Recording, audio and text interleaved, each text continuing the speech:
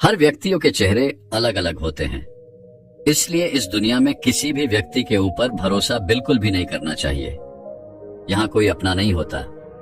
कैसे लोगों के विचार दिमाग से निकालकर खुद को बुद्धिमान बनाकर सफलता हासिल की जा सकती है, इस विषय पर आज की प्रसिद्ध भिक्षु की कहानी मैं आपको सुनाऊंगा।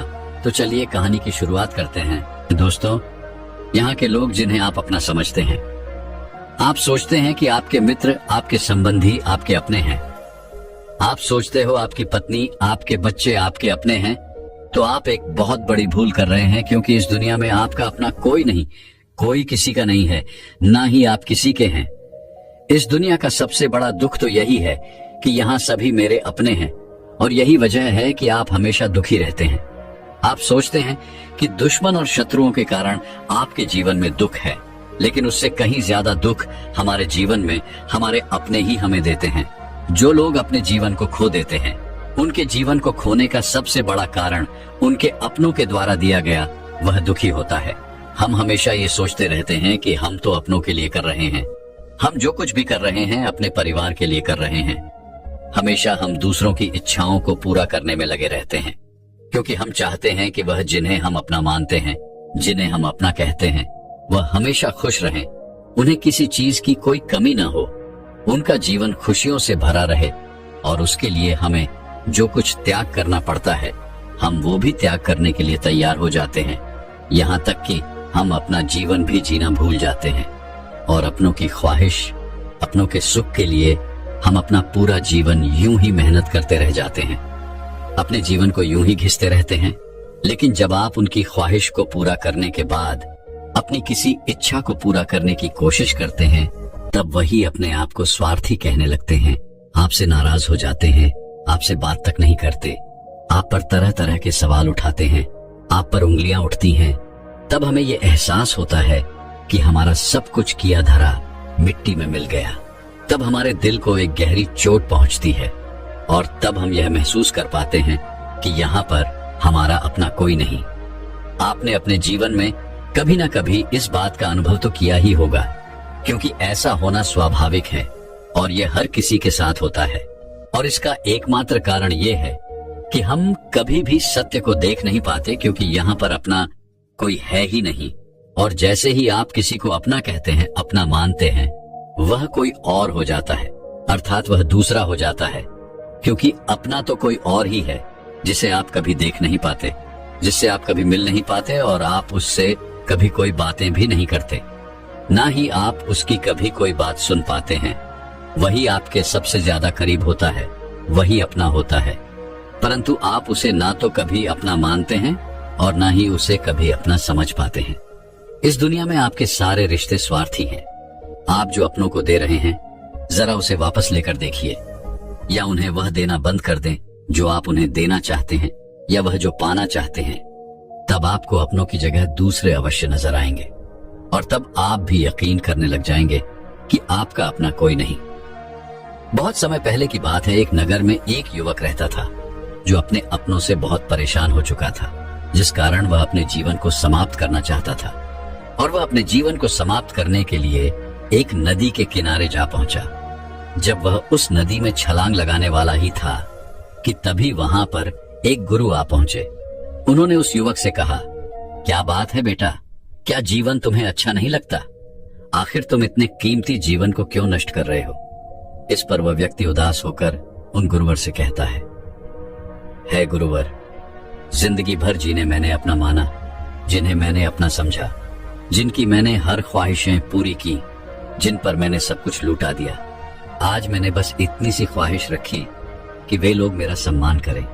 आज जब मैं उन्हें कुछ देने लायक नहीं हूँ, तो उन्होंने मेरा सब कुछ किया हुआ मिट्टी में मिला दिया। वे कहते हैं कि तुमने मेरे लिए किया ही क्या है। ये बात सुनकर मुझे ऐसा लगने लगा है कि मेरा तो पूरा जीवन ही व्यर्थ हो गया। मैंने अपना जीवन व्यर्थ के संघर्षों में यूं ही निकाल दिया।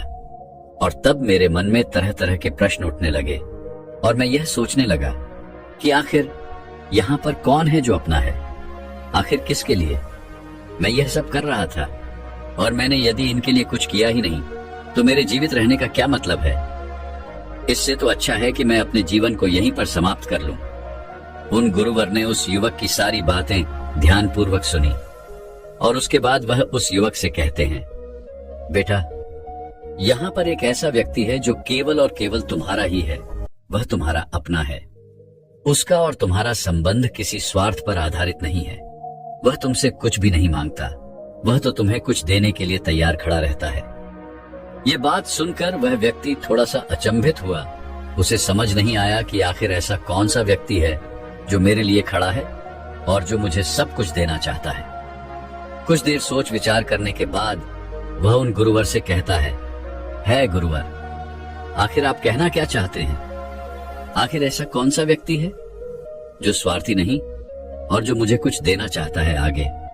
वह युवक उन गुरुवर से कहता है गुरुवर, मैं जितने भी लोगों को जानता हूं, मैं जितने भी अपनों को जानता हूं, मेरे मित्र, रिश्तेदार, सहयोगी, मेरे शत्रु और यहां तक कि मेरे परिवार वाले, उन सबको मैं अच्छी तरह जानता हूं।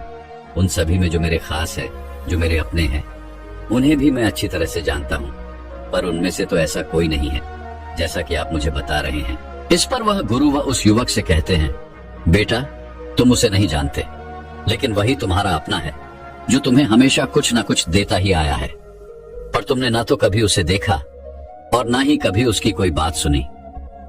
इस पर वह व्यक्ति बहुत आश्चर्यचकित रह गया। उसे समझ नहीं आ रहा था कि आखिर वह कौन है जिसे वह नहीं जानता, जिसकी वो बात नहीं सुनता। तभी वो गुरुवर से कहता है गुरुवर, आखिर ऐसा कौन सा व्यक्ति है? कृपया करके मुझे बताएं।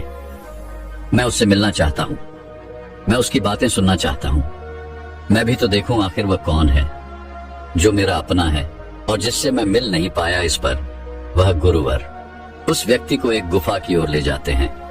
वह गुफा बहुत ही बड़ी थी और भीतर घना अंधेरा था। वे गुरुवर उस व्यक्ति को गुफा के अंदर ले जाते हैं और उसे उस गुफा में बैठाकर वह तुरंत ही गुफा के बाहर चले आते हैं और गुफा का मुख बंद कर देते हैं। जैसे ही उन गुरुवर ने उस गुफा का मुख बंद किया, वह युवक जोर जोर से चिल्लाने लगा, चीखने लगा और वही युवक कहता है गुरुवर, आपने इस दरवाजे का मुख बंद कर दिया है। मैं बाहर आना चाहता हूँ, मुझे बाहर निकालिए, यहाँ मेरा दम घुट रहा है। दरवाजा खोलिए गुरुवर। वह गुरुवर है, बाहर से जोर से चिल्लाकर उस युवक से कहते हैं, बेटा, तुम्हारे सारे अपने ऐसे ही हैं, वह तुम्हें तुम्हारी मुसीबत में इसी प्रकार छोड़कर चले जाते हैं। वही व्यक्ति भीतर से जोर जोर से चिल्लाता रहा कि मुझे बाहर निकालो, मुझे बाहर निकालो, मैं यहां से निकलना चाहता हूं। लेकिन उन गुरु ने उस युवक की एक न सुनी। वह इस गुफा के दरवाजे के मुख पर ही खड़े थे, लेकिन उन्होंने एक बार भी उस गुफा के दरवाजे का मुख नहीं खोला। तभी भीतर से उस व्यक्ति के जोर से चिल्लाने की आवाज आई। वह कह रहा था, है गुरुवर, आप भी तो दूसरों की तरह ही निकले, आप भी तो मुझे मुसीबत में इस प्रकार छोड़कर भाग गए। तभी वह गुरुवर उस युवक से कहते हैं, बेटा, जिन्हें तुम अपना मानते हो, जिन्हें तुम चाहते हो, वो सब तुम्हारे पराये हैं। तुम कितना भी रो, कितना भी गिड़गिड़ाओ, इस दुनिया में किसी को कोई फर्क नहीं पड़ता तुम्हारे ऊपर कितनी भी बड़ी मुसीबत क्यों ना आ जाए। उन्हें इस बात की कोई चिंता नहीं, उन्हें तो केवल अपना स्वार्थ नजर आता है। वह तुम्हारे साथ केवल तब तक ही खड़े रहेंगे जब तक कि तुम उनके काम के रहोगे। इतना कहकर वह गुरुवर शांत हो गए और कुछ देर बाद उस गुफा से चीखने और चिल्लाने की आवाजें भी बंद हो गईं। वह युवक उस गुफा के दरवाजे पर बैठकर रो रहा था और मन ही मन यह सोच रहा था, मैं यहाँ पर कहाँ आकर फंस गया। वह गुरुवर तो मुझे इस अंधेरे गुफा में छोड़कर भाग गए, अब मैं यहां से कैसे निकलूं। वही व्यक्ति अपने हालातों पर रो रहा था, लेकिन कुछ देर बाद अचानक वह शांत हुआ और उसने यह तय किया कि वह इस गुफा से निकलकर ही रहेगा। वह इस गुफा का दूसरा मार्ग खोज कर ही रहेगा। इतना सोचकर वह एक बार फिर से खड़ा हुआ। बस गुफा के अंधेरे में उस गुफा से बाहर निकलने का मार्ग ढूंढने लगा और करीब 4 से 5 घंटों के बाद आखिरकार उस व्यक्ति ने एक दूसरा मार्ग ढूंढ ही निकाला जो उसे उस गुफा से बाहर निकाल सकता था। वह जैसे तैसे उस गुफा से बाहर निकला और वह उसी मार्ग पर आ पहुंचा जिस मार्ग से वह गुफा के भीतर गया था। तभी उसने देखा कि बाहर गुरुवर अभी भी बैठे हुए हैं। यह देखकर उसे उन गुरुवर के ऊपर बहुत क्रोध आया और वह क्रोधित होकर उन गुरुवर के पास पहुंचा और उन गुरुवर से कहने लगा, क्या आप पागल हैं? आपने मुझे इस गुफा में क्यों बंद किया था? यदि मेरी मृत्यु हो जाती तो? तभी वह गुरुवर उस युवक से कहते हैं, बेटा शांत हो जाओ और मुझे मेरे प्रश्नों का उत्तर दो, तुम्हें तुम्हारे प्रश्नों का उत्तर मिल जाएगा। इस पर वह युवक थोड़ा शांत हुआ। इस पर उन गुरुवर ने उस युवक से प्रश्न करते हुए कहा, बेटा मुझे ये बताओ, आखिर तुम्हें इस गुफा से किसने बाहर निकाला? वह व्यक्ति क्रोधित होते हुए उन गुरुओं से कहता है, और कौन लेकर आएगा? मैं ही तो उस गुफा में अकेला था और मैं ही खुद को बाहर लेकर आया हूं। इस पर वह गुरुवर मुस्कुराने लगे और उस युवक से कहते हैं, देखा, आखिरकार हम ही अपने होते हैं, हम ही अपने आप को बचाते हैं, हम ही अपनी देखभाल करते हैं, अपनी फिक्र करते हैं और हम ही अपने सबसे ज्यादा करीबी होते हैं। हम ही अपने हैं और बाकी सब तो पराए हैं। जैसा कि तुमने कहा, तुम स्वयं ही अपने आप को इस गुफा से बाहर निकाल कर लाए हो, इसी प्रकार तुम ही अपने जीवन भर अपने साथ रहते हो, अपने साथ जीते हो। जब कोई मुसीबत पड़ती है तब तुम्हारा साथ कोई नहीं देता, तब भी तुम अपने साथ खड़े रहते हो। तुम अपना साथ कभी नहीं छोड़ते, तो फिर क्यों?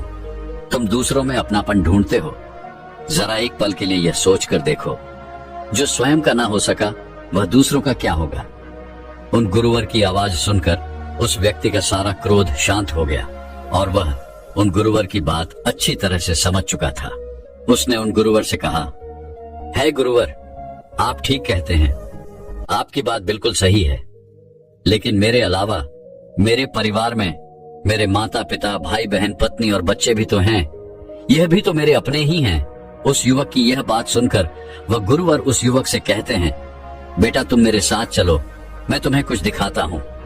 इतना कहकर वह गुरुवर उसी वक्त का हाथ पकड़कर उसे एक श्मशान में ले जाते हैं और कुछ देर बाद ही वहां पर कुछ लोग एक अर्थी लेकर आए, जिस पर एक वृद्ध व्यक्ति का शरीर लिटाया गया था। उसकी ओर इशारा करते हुए गुरुवर उस युवक से कहते हैं, बेटा एक बात बताओ, उस व्यक्ति को देखो जिसकी मृत्यु हो गई है, उसकी कब्र तो बहुत लोगों तक पहुंची होगी, लेकिन उनमें से कुछ लोग ही यहाँ शमशान तक पहुंचे हैं और अब ये लोग इस आदमी को इस चिता पर रखेंगे और अग्नि के हवाले कर देंगे। और इस व्यक्ति के कुछ अपने भी तुम्हें यहाँ पर अवश्य देखने को मिलेंगे।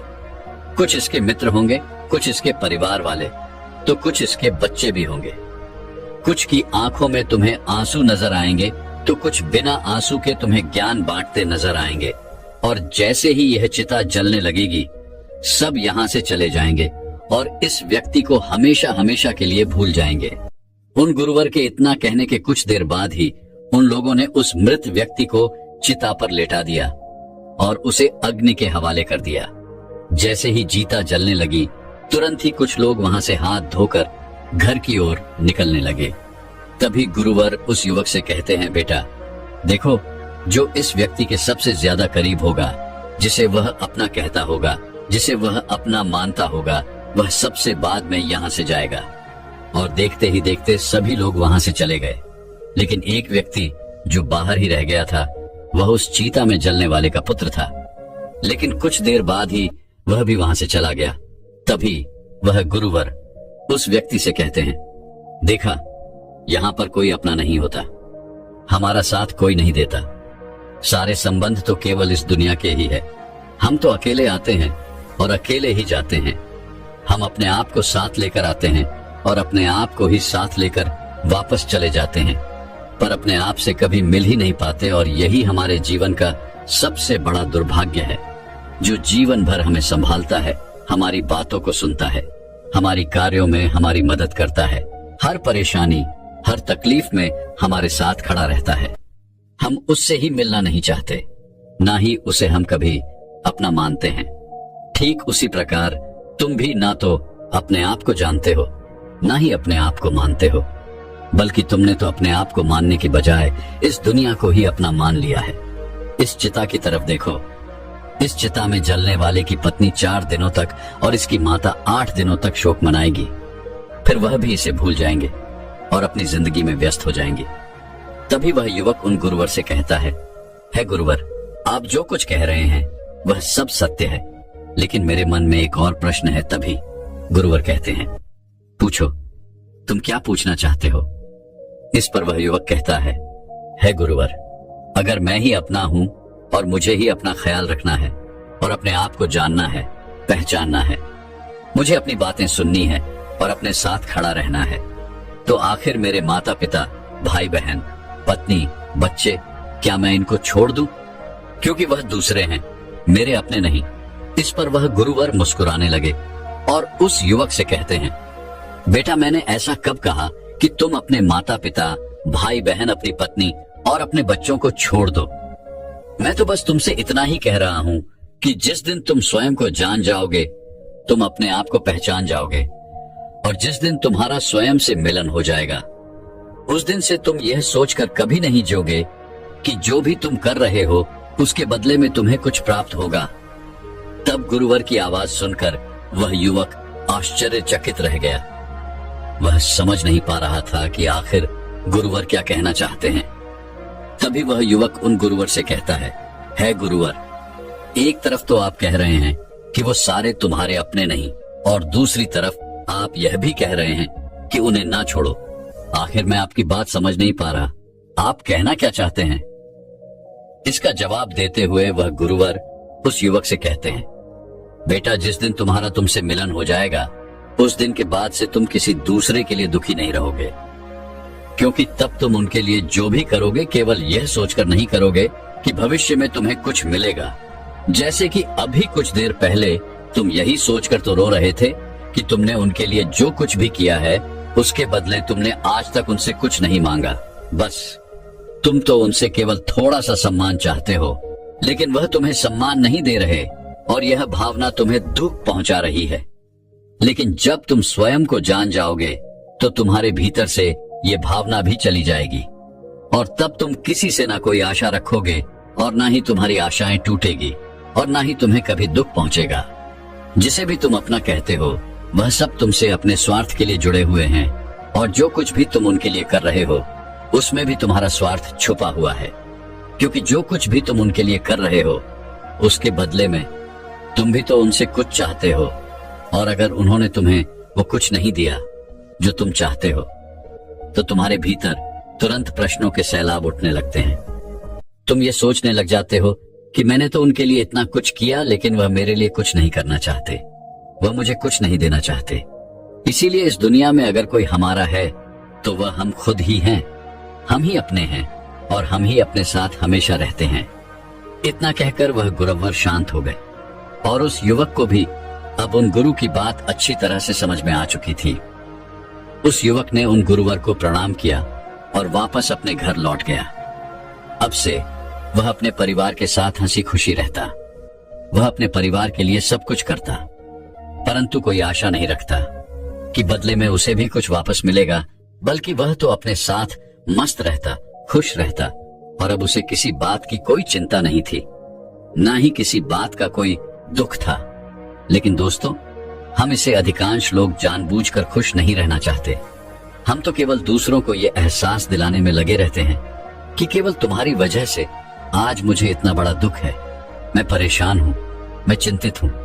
हम उन्हें ये एहसास दिलाने में लगे रहते हैं कि हमने तुम्हारे लिए बहुत कुछ किया है, लेकिन तुमने हमारे लिए कुछ भी नहीं किया। जिन्हें हम अपना मानते हैं, हम उन्हें कैद करने में लग जाते हैं।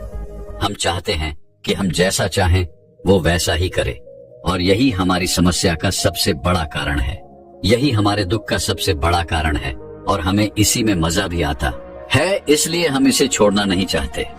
हम दूसरों को अपनी मुट्ठी में रखना चाहते हैं। हम चाहते हैं कि जो कोई भी हमारे साथ है, जो कोई भी हमारा अपना है, वह केवल और केवल हमारी बात माने, वह केवल और केवल हमारा सम्मान करे। लेकिन वास्तविकता में ऐसा कुछ भी नहीं होता, बल्कि आप अपने लिए ही दुखों का सागर बना लेते हैं और उसी दुख में आप डूबते चले जाते हैं। इस दुनिया का खेल ही कुछ निराला है। हम अपने आप को भूलकर इस दुनिया में अपनों को ढूंढते रह जाते हैं, लेकिन हम उनसे कभी मिल नहीं पाते, क्योंकि केवल हम ही अपने हैं और हम अपने आप को जानना नहीं चाहते, हम अपने आप को पहचानना नहीं चाहते। तो दर्शकों, चलिए अब बोलते वक्त शर्माना कैसे बंद करें, इस विषय पर अगली रोचक कहानी की शुरुआत करते हैं। दोस्तों, बहुत समय पहले की बात है, किसी नगरी में एक युवक रहा करता था। वह युवक बहुत ही शर्मिला था। वह इतना शर्मिला था कि जब भी उसके सामने कोई नया व्यक्ति आ खड़ा होता तो उससे बात तक नहीं करता था। यहाँ तक कि जिन्हें वो जानता था, पहचानता था, उनसे भी बात करने में उसे बहुत शर्म आया करती थी।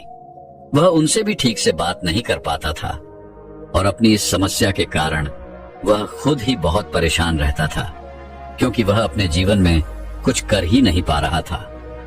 धीरे धीरे समय बीतता गया और समय बीतने के साथ साथ उस युवक की शर्माने की आदत भी बढ़ती चली गई, जिस कारण वह अत्यधिक निराश रहने लगा, परेशान रहने लगा, चिंतित रहने लगा।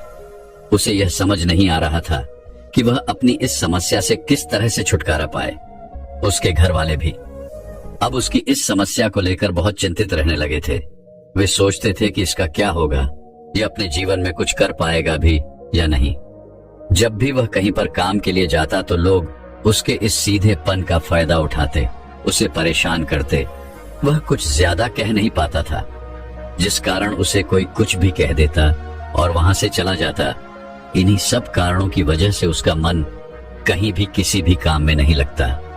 वह हर काम को कुछ ही दिनों में छोड़ दिया करता। उसके मन में बहुत कुछ चल रहा था। उसके मन में विचारों के तूफान उठ रहे थे। वो सबसे बहुत कुछ कहना चाहता था, लेकिन अपनी इस आदत के कारण वो किसी से कुछ नहीं कह पा रहा था। वह अंदर ही अंदर घुटता जा रहा था। सारे विचार, सारी बातें उसके मन में ही दबी पड़ी थीं, लेकिन कभी भी वो किसी से भी अपने मन की बात नहीं बताता था।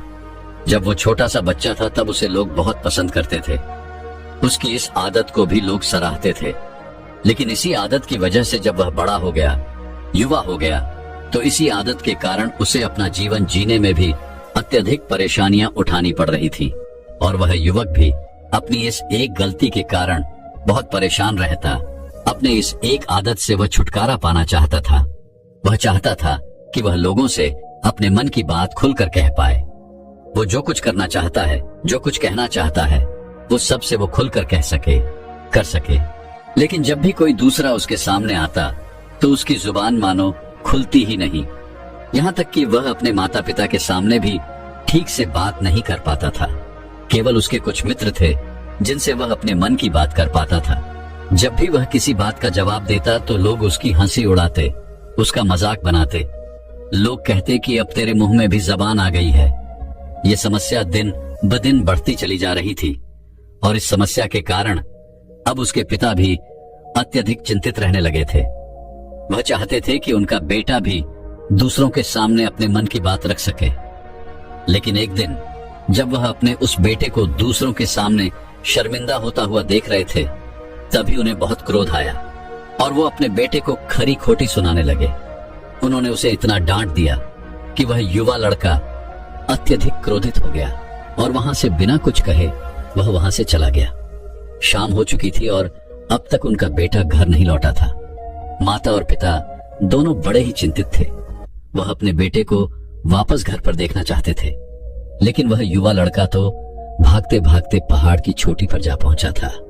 वह वहां से नीचे की ओर झांक रहा था और ईश्वर से कह रहा था, हे भगवान, आपने मुझे ऐसा क्यों बनाया? लोग मेरा मजाक उड़ाते हैं, लोग मेरा हंसी उड़ाते हैं। जब मैं इस दुनिया में अपने मन की बात रख ही नहीं सकता, मैं किसी से कुछ कह ही नहीं सकता, तो फिर मैं इस जीवन को जीकर क्या करूंगा? जब भी मैं किसी से कुछ कहने की कोशिश करता हूं तो लोग मेरा मजाक बनाते हैं, मेरी हंसी उड़ाते हैं, यहां तक कि वो मुझसे कुछ भी कहकर चले जाते हैं और मैं उनका जवाब नहीं दे पाता। ऐसा जीवन जीकर मुझे क्या मिलेगा? इसलिए मैं तेरे पास आ रहा हूं। इतना कहकर जैसे ही वह युवक कूदने की तैयारी कर रहा था कि तभी पीछे से एक आवाज सुनाई पड़ी, बेटा, जान देना तो बहुत आसान है, लेकिन इस जान को तुम वापस नहीं पा सकोगे। जैसे ही यह आवाज उसके कानों में पड़ी, वह पीछे मुड़कर देखने लगा। उसने जैसे ही पीछे मुड़कर देखा, उसने पाया कि एक बौद्ध भिक्षु उसके पीछे खड़े हैं। उन्हें देखकर वो डर सा गया और अपने कदम पीछे खींच लिए और चुपचाप वहां पर खड़ा रह गया। अपनी आदत के कारण वह उनसे कुछ कह नहीं पा रहा था। तभी वह बौद्ध भिक्षु उस युवक से कहते हैं, बेटा क्या बात है, आखिर तुम यहाँ पर क्या कर रहे हो और तुम अपने इस जीवन को क्यों समाप्त करना चाहते हो? ये अनमोल जीवन बहुत कम लोगों को नसीब होता है और तुम्हें यह जीवन खराब लगता है। इस पर वह युवक कहता है, नहीं नहीं, कुछ नहीं, मैं तो बस यहाँ पर खड़ा होकर देख रहा था। तभी वह बौद्ध भिक्षु उसी वक्त से कहते हैं, बेटा, मैं जानता हूं कि तुम यहाँ पर क्या करने आए थे। तुम मुझसे कुछ नहीं छुपा सकते, लेकिन मैं चाहता हूं कि तुम अपनी समस्या मुझसे खुद बताओ, तभी मैं उसका समाधान तुम्हें बता पाऊंगा। यदि तुम चाहते हो कि कोई तुम्हारी मदद करे, तो उसके लिए पहले तुम्हें ही आगे बढ़ना। यदि तुम चाहते हो कि मैं तुम्हारी समस्या का समाधान करूं, तो तुम्हें मुझे अपनी समस्या बतानी होगी, अन्यथा मैं कुछ नहीं कर सकूंगा। उन बौद्ध भिक्षु की यह बात सुनकर वह युवक कहता है, नहीं नहीं, कोई बात नहीं है, मैं ठीक हूं, मैं सच कह रहा हूं। उस व्यक्ति की यह बात सुनकर वह भिक्षु उसी व्यक्ति से कहते हैं, ठीक है बेटा, यदि तुम नहीं चाहते कि मैं तुम्हारी मदद करूं, तो कोई बात नहीं, मैं तुम्हारी बात पर विश्वास कर लेता हूं। लेकिन तुम्हें भी मेरी एक बात पर विश्वास करना चाहिए कि मैं तुम्हारी मदद के लिए ही यहाँ पर आया हूँ। तुम चाहो तो तुम अपनी समस्या मुझे बता सकते हो और मैं तुम्हारी इस समस्या का समाधान भी अवश्य करूंगा। इसका जवाब देते हुए युवक उन भिक्षु से कहता है, नहीं नहीं, मैं ठीक हूँ, मैं सच कह रहा हूँ, आप जाइए। इस पर वह बौद्ध भिक्षु उस युवक से कहते हैं, ठीक है बेटा, यदि तुम चाहते हो कि मैं यहाँ से चला जाऊं, तो मैं यहाँ से चला जाता हूँ, लेकिन मेरी एक बात याद रखना, मेरे जाने के बाद मैं तुम्हारी कोई मदद नहीं कर पाऊंगा और हो सकता है कि तुम्हारी मदद के लिए कोई और आगे भी ना आए। इतना कहकर वह भिक्षु पीछे की ओर मुड़े और अपने मार्ग में आगे बढ़ने लगे। वह युवक वहीं पर खड़ा होकर यह सब देख रहा था। जैसे ही वह कुछ दूर पहुंचे, तभी उस युवक ने जोर से आवाज लगाई, हे गुरुदेव, मेरी समस्या बहुत बड़ी है, क्या आप उसका समाधान कर सकेंगे? क्या आप मुझे उसका समाधान दे सकेंगे? ये सुनकर वह भिक्षु वहीं पर खड़े हो गए। पीछे मुड़कर उन्होंने उस युवक की बात का जवाब देते हुए कहा, बेटा, इस दुनिया में कोई भी ऐसी समस्या नहीं है जिसका कोई समाधान ना हो। यदि तुम मुझे अपनी समस्या बताओगे तो मैं उसका समाधान अवश्य करूंगा। तभी वह युवक उन बौद्ध भिक्षु से अपनी समस्या बताते हुए कहता है, हे गुरुवर, मेरी एक बहुत बड़ी समस्या है कि मैं शर्मिला हूं, जिस कारण मैं किसी से कोई बात नहीं कर पाता, यहाँ तक कि मैं अपने मन की बात भी किसी को नहीं बता पाता। जब भी मैं किसी से बात करने की कोशिश करता हूँ तो लोग मेरा मजाक उड़ाते हैं, मेरी हंसी उड़ाते हैं। जब भी मुझे कोई खरी खोटी सुनाता है, उल्टी सीधी बातें करता है, तो मैं उनका जवाब नहीं दे पाता। मैं लोगों की तरह चालाक बनना चाहता हूँ, लोगों की तरह बातों का जवाब देना चाहता हूँ, अपने मन की बात करना चाहता हूँ। मैं इस दुनिया के साथ कदम से कदम मिलाकर आगे बढ़ना चाहता हूँ। क्या इसका कोई समाधान है? उन भिक्षु ने उस युवक की सारी बातें ध्यानपूर्वक सुनी और फिर जवाब देते हुए वे कहते हैं, बेटा, जरूरत से ज्यादा शर्मीला होना, इसका अर्थ ये है कि तुम्हारे अंदर कोई डर है जिसे तुम पहचान नहीं पा रहे, जिस कारण तुम उसका समाधान करने में भी असमर्थ हो। शर्म करना अलग बात है और डरना अलग। जब हमारे भीतर डर होता है, तब हम कहीं भी, किसी से भी, कोई भी बात नहीं कर सकते। हमें चारों तरफ केवल डर ही नजर आता है और हम हर जगह सिर्फ डरते ही रहते हैं, लेकिन इसे शर्माना नहीं कहते। आगे वह भिक्षु वह युवक से कहते हैं, बेटा, तुम सबसे अधिक किससे शर्माते हो? वह युवक इसका जवाब देते हुए कहता है, हे गुरुवर, मुझे अपने पिता से बात करने में बहुत शर्म आती है। तभी वह भिक्षु उस युवक से कहते हैं, अच्छा, तो यह बताओ, जब तुम अपने पिता से बात कर रहे होते हो या फिर बात करने का प्रयास करते हो, तो तुम्हारे मन में कैसे ख्याल उत्पन्न होते हैं? वह युवा इसका जवाब देते हुए कहता है, हे गुरुवर, जब भी मैं अपने पिता से बात करने का प्रयास करता हूँ तो मुझे ऐसा प्रतीत होता है कि मानो मेरे पिता अभी मुझे डांट देंगे, मुझ पर क्रोध करेंगे, तो हम उससे नाराज हो जाएंगे और कहीं ना कहीं मुझे यह भी लगता है कि मैं कुछ गलत बात ही करूंगा।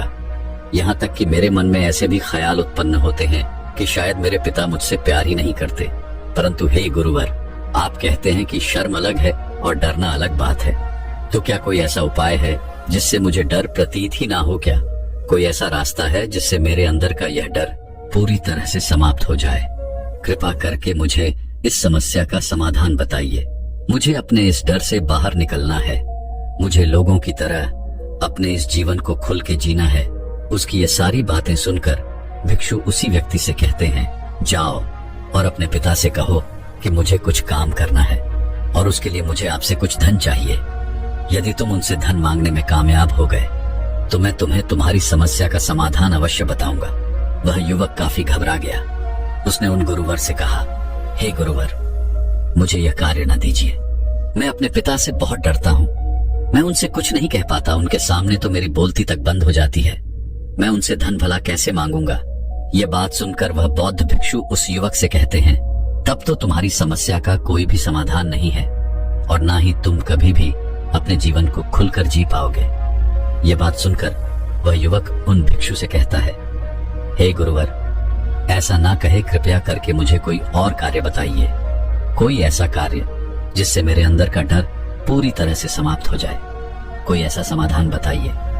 इसका जवाब देते हुए वो भिक्षु उस युवक से कहते हैं, बेटा, यदि तुम्हें अपने अंदर के डर को समाप्त करना है तो पहले तुम्हें मेरा यह कार्य करना होगा जो मैंने तुम्हें कहा है। वह घबराकर काफी देर सोच विचार करने के बाद उन गुरुवर से कहता है, ठीक है, यदि आप चाहते हैं कि मैं इस कार्य को करूं तो मैं इसे करने का पूरा प्रयास करूंगा।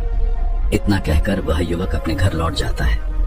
उसे देखकर उसके माता पिता बहुत खुश हो जाते हैं और वह युवक अपने पिता से डरते डरते कहता है, पिताजी, मुझे आपसे कुछ बात कहनी है। इस पर उसके पिता कहते हैं, बोलो क्या बात है। वह युवक आगे कहता है, पिताजी, मैं कुछ काम करना चाहता हूँ और उसके लिए मुझे आपसे कुछ धन चाहिए।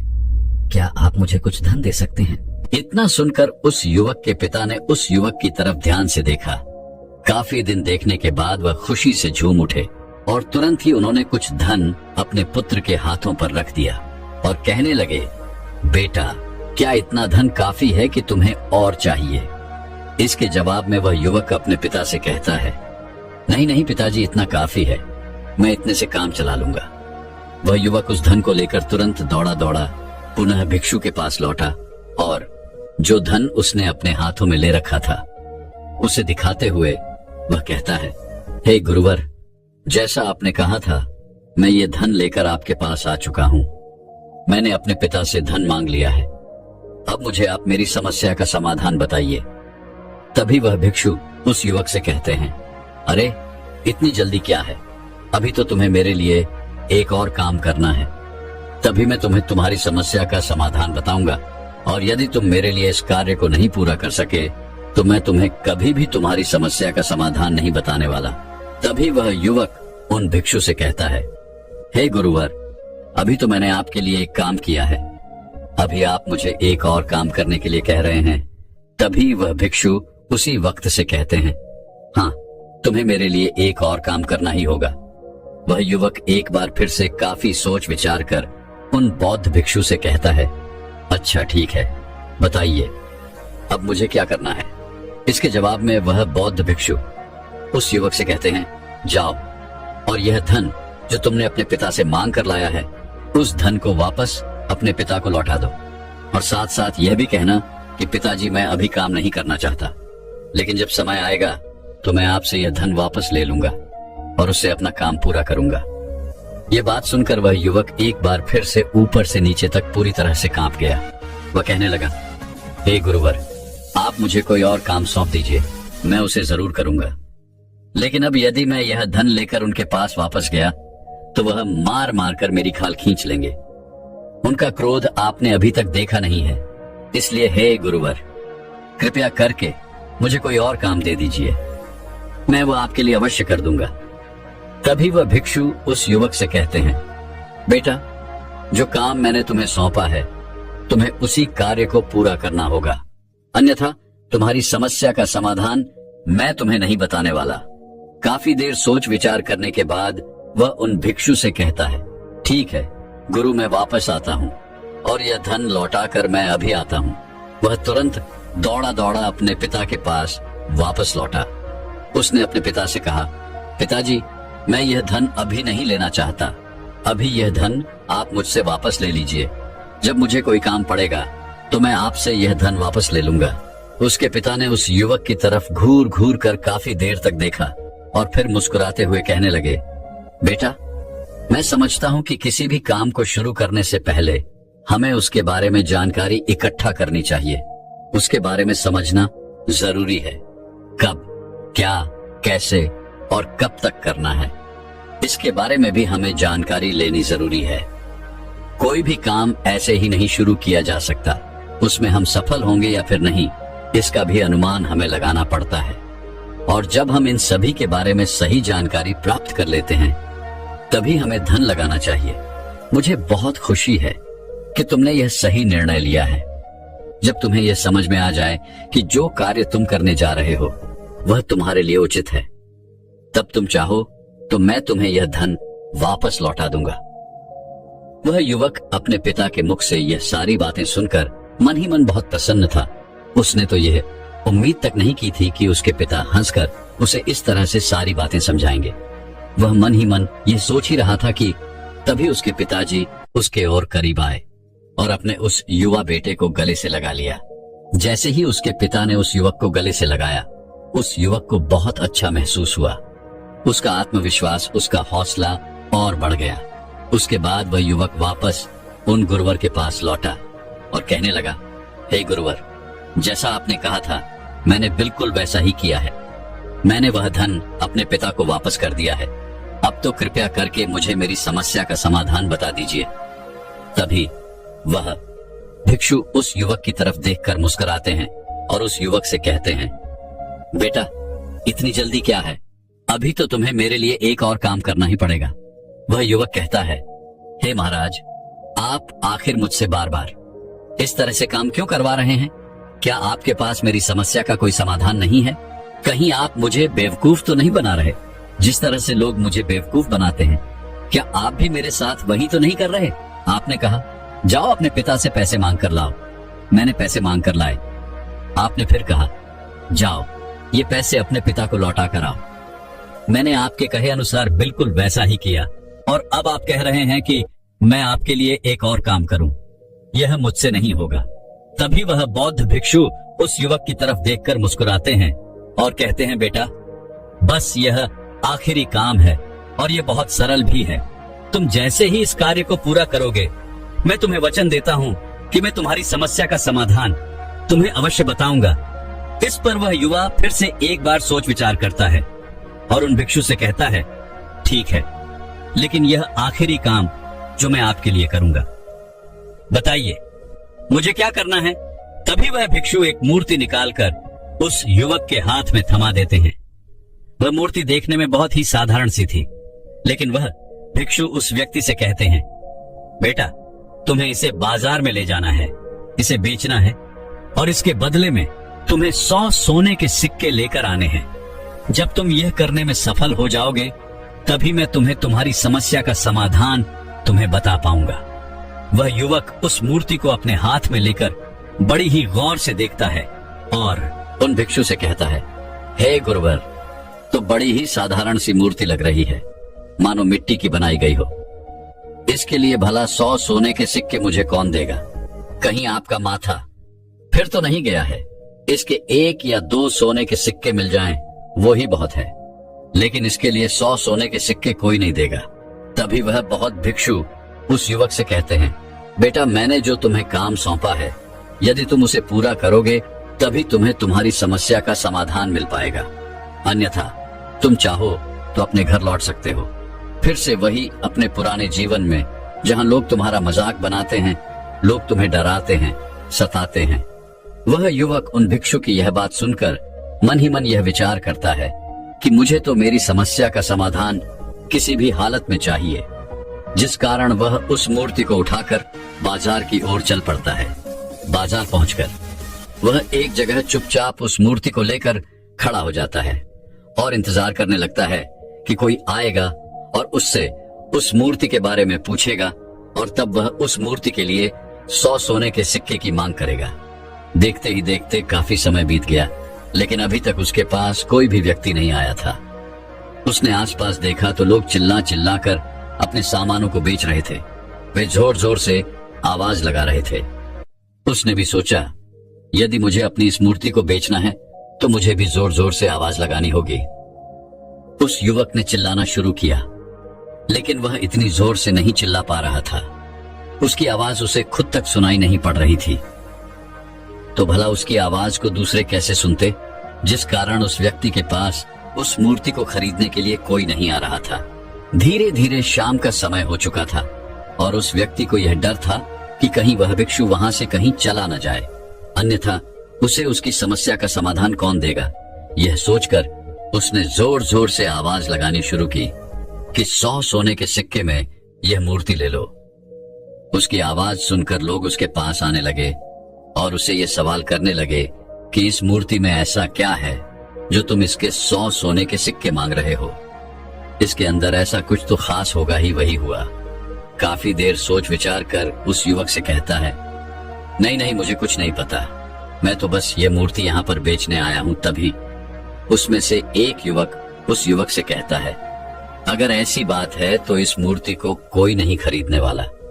आखिर इस मूर्ति में ऐसा क्या खास है जिसके लिए तुम 100 सोने के सिक्के की मांग कर रहे हो, या तो तुम्हें बताना ही पड़ेगा। धीरे धीरे कई लोग उस व्यक्ति के पास आए और सभी ने बस एक ही सवाल किया कि आखिर इस मूर्ति में ऐसा क्या खास है, ऐसी क्या बात है जिसके लिए तुम 100 सोने के सिक्के की मांग कर रहे हो। उसी युवक ने कईयों से बातचीत की, उन्हें समझाने की कोशिश की, कई प्रयत्न किए, लेकिन कोई भी उस मूर्ति को 100 सोने के सिक्के देकर खरीदने के लिए तैयार नहीं था। वह निराश हो गया। उससे कुछ समझ नहीं आ रहा था कि वह क्या करे। तभी बाजार में उसने देखा कि कुछ लोग अपने सामानों की खासियत बता रहे हैं। उसे बेचने के लिए वह उसकी खास खास बातों के बारे में लोगों को समझा रहे हैं। यह देखकर उसने भी सोचा कि मुझे भी इस मूर्ति की कुछ खासियत लोगों को बतानी होगी। उसने फिर एक बार जोर जोर से आवाज लगानी शुरू की, समस्या का समाधान निकालने वाली मेरे गुरु की इकलौती मूर्ति, जो इस दुनिया में केवल एक ही है, जिसके पास भी यह मूर्ति होगी उसके घर में कोई समस्या नहीं होगी। यह मूर्ति उस समस्या का समाधान तुम्हें अवश्य बताएगी। ये सुनकर लोग उसके पास पहुंचने लगे। उन लोगों ने उस मूर्ति को ध्यान से देखना शुरू किया और उस युवक से कहने लगे, क्या सच में यह मूर्ति जिसके पास होगी उसके पास कोई समस्या नहीं होगी? क्या सच में यह सभी समस्याओं का समाधान करती है? इसका जवाब देते हुए वह युवा कहता है, हाँ हाँ, ये सभी समस्याओं का समाधान कर देती है। यदि आप इस मूर्ति को ले जाते हैं, आपके घर में कोई भी समस्या होगी तो उसका समाधान ये आपको अवश्य बताएगी। चाहे कोई भी समस्या हो, कैसी भी समस्या हो, कैसी भी परिस्थिति हो, आपको इसका समाधान अवश्य मिलेगा। इतना सुनने के बाद अब वह एक मूर्ति सबको चाहिए थी। उस मूर्ति के अब दाम लगने लगे। कोई उसे 200 सोने के सिक्के तो कोई 400, कोई 500, तो कोई 1000 तक सोने के सिक्के देने के लिए तैयार था। उस मूर्ति की कीमत लगातार बढ़ती जा रही थी। जैसे जैसे लोगों को पता चलता जा रहा था कि यह मूर्ति लोगों की समस्या का समाधान करती है, लोग उसे किसी भी कीमत पर खरीदने के लिए तैयार हो गए थे। अब वो युवक भी आत्मविश्वास के साथ और जोरों से चिल्ला रहा था, लोगों को उस मूर्ति के बारे में समझा रहा था, बता रहा था। अब उसके मन में कोई डर नहीं था। वह लोगों को उस मूर्ति के बारे में पूरे आत्मविश्वास के साथ, बेहिचक के साथ, बिना घबराए उस मूर्ति की खासियत बताने में लगा हुआ था, जिस कारण लोग उस पर भरोसा कर रहे थे और वह भरोसा लोगों की नजरों में नजर भी आ रहा था।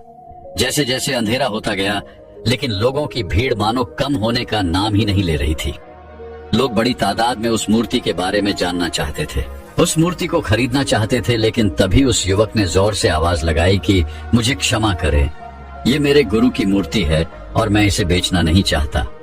इतना कहकर वह युवक उस मूर्ति को लेकर वापस खाली हाथ लौट आया और उन गुरु के पास पहुंचा और उन गुरु से कहने लगा, हे गुरुदेव, आपका बहुत बहुत धन्यवाद। इस मूर्ति ने मेरी समस्या का समाधान कर दिया। मुझे समझ में आ गया कि मेरी क्या समस्या थी। हालांकि मैं इसे बेचकर सोने के सिक्के तो आपके लिए नहीं ला पाया, लेकिन मुझे मेरी समस्या का समाधान अवश्य मिल गया। आपका बहुत बहुत धन्यवाद। इस बात को सुनकर वो भिक्षु कहते हैं, बेटा, मैंने तुम्हारी समस्या का समाधान नहीं किया है, तुमने तो खुद ही अपनी समस्या का समाधान किया। अपनी समस्या तुमने खुद ही सुलझाई है। तुम्हारे मन में हजारों सवाल थे। मैं यह करूंगा तो लोग क्या कहेंगे, मेरे बारे में क्या सोचेंगे। यदि मैं अपना मुंह खोलूंगा तो लोग मेरे ऊपर हंसेंगे। यदि मैंने मुंह खोला तो मैं कुछ गलत ही करूंगा। ऐसे कई सारे विचार तुम्हारे मन में थे, ऐसे कई सारे डर तुमने अपने मन में पाल रखे थे। लेकिन जब इस मूर्ति के बेचने के दौरान तुमने उन सैकड़ों लोगों का सामना किया, उनके सामने खुलकर अपनी बात रखी, उनके सामने खुलकर वो कहा जो तुम्हें कहना चाहिए था, तो तुम्हारे मन का डर खुद ब खुद समाप्त हो गया। जिसे तुम शर्माना कहते थे वह अपने आप ही तुम्हारे भीतर से कहीं गायब हो गया। और युवक अपने गुरु की यह बात सुनकर अपने गुरु से कहता है, हे गुरुवर, आप सही कहते हैं। आपने आज मेरे मन में वह विश्वास जगा दिया है जिससे मैं अब अपने जीवन में कुछ भी हासिल कर सकता हूं। आपका बहुत बहुत धन्यवाद। इतना कहकर वह युवक वापस अपने घर की ओर लौट गया। दोस्तों, हम भी अपने जीवन में कुछ ऐसी ही गलतियां करते हैं। हम अपने आप को पहचानना नहीं चाहते। हम दूसरों की नजर से अपने आप को देखते हैं। हम ये सोचते हैं कि अगर हमने ये किया तो लोग हमारे बारे में क्या सोचेंगे, क्या कहेंगे। यदि मैं गलत हुआ तो लोग मेरे ऊपर हंसेंगे। ऐसे कई सारे विचार हमारे मन में पनपते रहते हैं, जिसके कारण हम हमेशा डर में जीते हैं। लेकिन दोस्तों, जिस दिन आपने अपने डर का सामना कर लिया, उस दिन के बाद आप कभी भी किसी भी चीज से नहीं डरेंगे, ना ही आपको शर्म आएगी।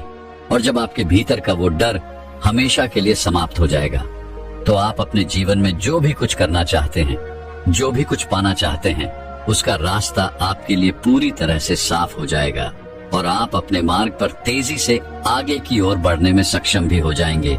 इसलिए लोग क्या कहते हैं, क्या कहेंगे, ये सब छोड़ दीजिए और खुद पर विश्वास कीजिए, क्योंकि आप ही हैं जो अपने इस डर का सामना कर सकते हैं। दोस्तों, मैं उम्मीद करता हूँ कि ये कहानी सुनने से आपके जीवन में अच्छे बदलाव आए होंगे। आपको इस वीडियो से क्या सीखने मिला, ये कमेंट करके जरूर बताइए और अपने परिवार, दोस्तों या आपके करीबी इंसान के साथ ये कहानी शेयर करके उन्हें भी इस ज्ञान से परिचित करवाएं। बाकी अगर आपको यह वीडियो दिल से अच्छी लगी हो तभी इस वीडियो को लाइक कर देना, और आपने अब तक इस चैनल को सब्सक्राइब न किया हो तो चैनल को सब्सक्राइब भी जरूर कर देना। आपका हर दिन शुभ हो और खुशियों से आपका जीवन भरा रहे। धन्यवाद। नमो बुद्धाय।